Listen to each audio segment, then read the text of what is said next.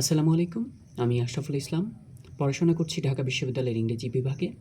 তো একটু আগে আমি একটি বই পড়ছিলাম, সাধারণ জ্ঞান বই। তো বইটিতে আমি একটি তথ্য পাই, যে তথ্যটি নিয়ে আমার মনের মধ্যে অনেক দিন যাবৎ প্রশ্ন ছিল। তো এই প্রশ্নটি ক্লিয়ার হয়ে গেছে আজকে। তো সেটা আপনাদের সাথে শেয়ার করতে চাই।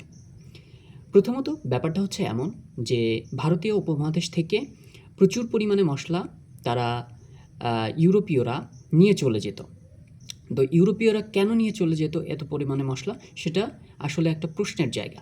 কারণ ইউরোপীয়রা, আমরা দেখে থাকি যে ইউরোপীয়রা হচ্ছে খাবারে খুব কম পরিমাণে মশলা ব্যবহার করে।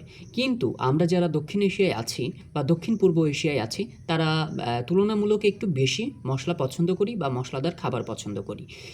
কিন্তু অপরপক্ষে আমরা দেখতে পাই যে ইউরোপীয়রা তাদের খাবারে খুব কম পরিমাণে মশলা ব্যবহার করে।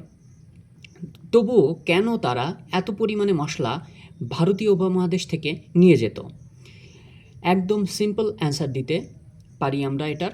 সেটা হচ্ছে, একটা সময় ফ্রিজ ছিল না, যার কারণে মাংস তারা সংরক্ষণ করতে পারত না। মাংস সংরক্ষণের জন্য তারা ব্যবহার করতে হচ্ছে সমুদ্রের লবণ। সমুদ্রের লবণ ব্যবহার করে তারা তাদের মাংসগুলো, মানে খাবার মাংস যেটা, তারা হচ্ছে এগুলো সংরক্ষণ করত। পরবর্তীতে এমন লোক দেখা গেল ইউরোপীয়দের মধ্যে যারা লবণাক্ত মাংস বা নোনা মাংস পছন্দ করেন না। রান্না করলেও সেটা নোনা থেকে যায়, যার কারণে সেটা খেতে অরুচিকর থাকে আর কি।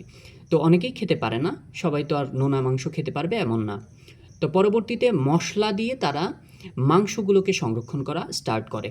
ফলে মাংসগুলো নোনা হয় না এবং সুগন্ধ থাকে মাংসগুলোতে, যার কারণে মাংসগুলো টাটকা থাকে এবং খেতেও সুস্বাদু হয়।